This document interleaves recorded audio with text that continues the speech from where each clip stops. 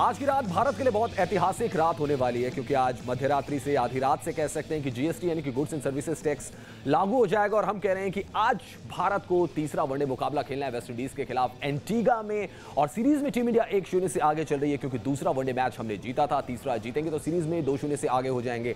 यानी कि team India के जो कैप्टन है विराट कोहली, वो भी जीत का टैक्स वसूल सकते हैं वेस्ट इंडीज से। और ये मैच तो क्योंकि आधी रात तक चले गई। हमारे साथ स्टूडियो में खास मेहमान मौजूद है, हमारे क्रिकेट एक्सपर्ट गौतम लहरोत्रा। इस दौरे की शुरुआत हुई थी जब अनिल कुंबले जो कि टीम इंडिया के हेड कोच है, उन्होंने अपने पोस्ट से इस्तीफा दे दिया था। और अब विराट कोहली का कहना है कि अगर बीसीसीआई सलाह मांगती है खिलाड़ियों से तो ही वो सलाह देंगे, वैसे कोच के लिए सलाह देने की कोई जरूरत नहीं है।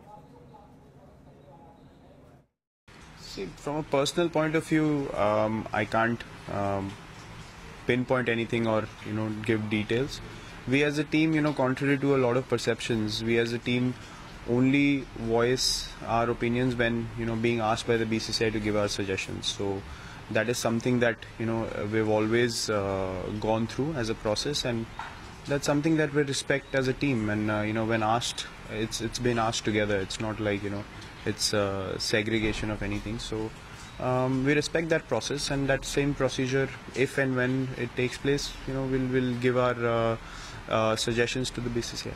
The suggestions are given to the board who handle the procedure, and there's no point saying anything out in the open, because that is for us as a team to convey to the board as and when we are asked. And Virat Kohli coach के मुद्दे पर कह रहे हैं कि अगर BCCI को सलाह मांगती तो ही खिलाड़ी को सलाह देंगे, अदरवाइज अभी तक उन्होंने कोई सलाह बीसीसीआई को नहीं दी है। गौतम हमारे साथ मौजूद है। गौतम, मैच थोड़ी देर के बाद शुरू होगा, लेकिन सबसे खास बात यह कि वेस्ट इंडीज की टीम में इंटेंसिटी नजर नहीं आ रही है। दूसरी तरफ हमने इंडिया को देखा कि रिलैक्स मोड में है, मौज मस्ती भी कर रही है जम के। बिल्कुल रवि, जैसे हमने ऑन फील्ड परफॉर्मेंस भी देखे, एक मैच तो धुल गया बारिश की वजह से, पर जो दूसरा मैच था उसमें ओवरवेलमिंग 105 रन की विक्ट्री थी। और ये बहुत अच्छा है कि क्या कहते हैं, जब आप ऑन फील्ड क्रिकेट अच्छा खेलते हो, आपको थोड़ा टाइम ऑफ फील्ड भी निकालना पड़ता है रिलैक्स करने के लिए। एक मेंटल जो एक आपकी वो होती है रीजनरेशन, वो तभी होती है जब क्या कहते हैं आप ऑन फील्ड के हार्डवर्क को थोड़ा बहुत रिलैक्सेशन एलिमेंट के साथ मिक्स करें और दोबारा प्लेयर्स रीजनरेट होकर आते हैं। तो ये बड़ा अच्छा लगा मुझे। और करीबियन में तो बीच वॉलीबॉल एक बहुत पॉपुलर स्पोर्ट है, और पांड्या चाहे मेन इन ब्लू के पार्ट है, बट काफ़ी कलिस्पो रन में नजर आए, क्योंकि जिस तरह के वो अपने बीच वॉलीबॉल में आजमा रहे थे, क्या कहते हैं हाथ वगैरह प्लस जो क्या कहते हैं ओशन में डाइव कर रहे थे, उससे लगा कि क्या कहते हैं टीम स्पिरिट्स आए। और जैसे आपने रिपोर्ट में बताया कि टीम एकजुट है और जब ऑन फील्ड जाती है तो एक साथ प्रहार करती है। जी, और ये विराट कोहली ने भी कहा कि ये टीम एक यूनिट की तरह जेल हो चुकी है, और कोई भी आप किसी भी खिलाड़ी को अकेले एंजॉय करते हुए नहीं देखेंगे। जब टीम होगी तो सारे खिलाड़ी साथ होंगे, और इसी को शायद टीम स्पोर्ट्स भी कहा जाता है।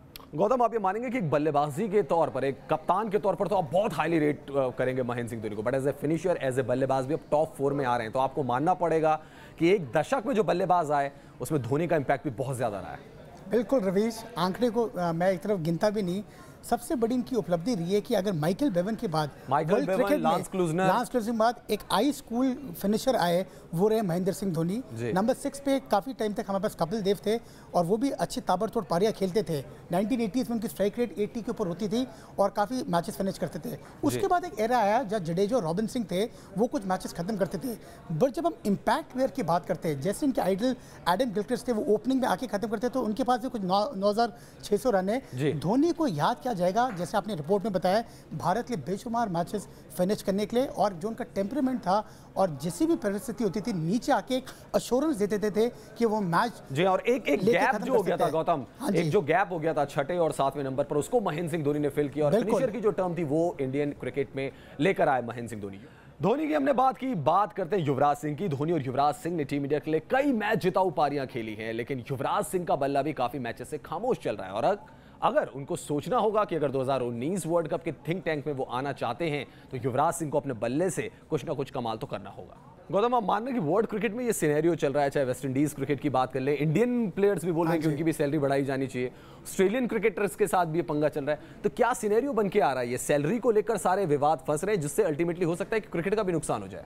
देखिए, दो ऐसे मेन पक्ष है। पहले तो आप इसको डिवाइड कर लीजिए रिच बोर्ड्स और पोर बोर्ड्स में। वेस्ट इंडीज़ की एक अलग रविश कंडीशन है, क्योंकि क्या कहते हैं, बोर्ड ही फाइनेंशियली इतना स्टेबल नहीं है।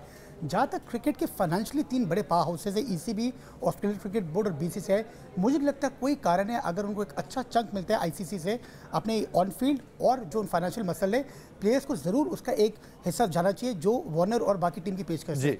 सेकंड, क्रिकेट पे इम्पैक्ट, आज ऑस्ट्रेलिया उस कगार में जो तीनों फॉर्मेट्स में, या 2 तो मैं मानूंगा, वनडे और टेस्ट क्रिकेट में कंसिस्टेंटली नंबर 3 पोजीशन पे रहती है और टॉप पोजीशन के लिए भी वाया करती है। तो अगर उनकी कोर साइड निकल जाए बाहर, तो जैसे हम करंट सीरीज देख रहे हैं इंडिया और वेस्ट इंडीज का, थोड़ी तो फिर कुछ मजा नहीं आता और ऐसा शायद नहीं होना चाहिए, क्योंकि ऑस्ट्रेलिया को वो बड़ी सीरीज होगी मुझे लगता है, लेकिन थोड़ा विवाद क्रिकेट ऑस्ट्रेलिया सुलझा लेगी खिलाड़ियों के साथ। गौतम हमारे साथ जुड़े हुए थे, आपका बहुत बहुत शुक्रिया। फिलहाल इस खास पेशकश में इतना ही। न्यूज नेशन पर खबरों का सिलसिला जारी है। नमस्कार।